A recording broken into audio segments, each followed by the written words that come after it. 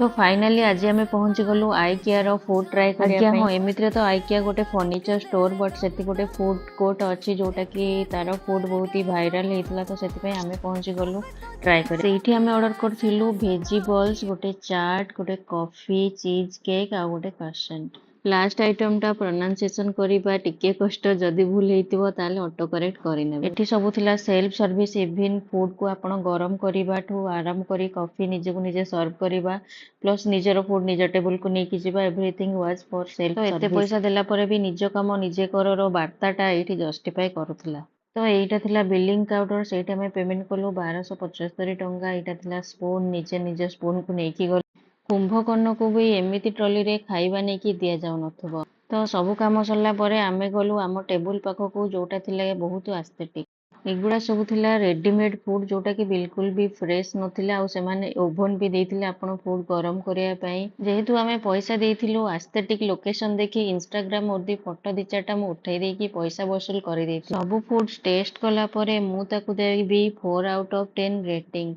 तो आज ब्लॉग को एठी रखुची रहूची जय जगन्नाथ।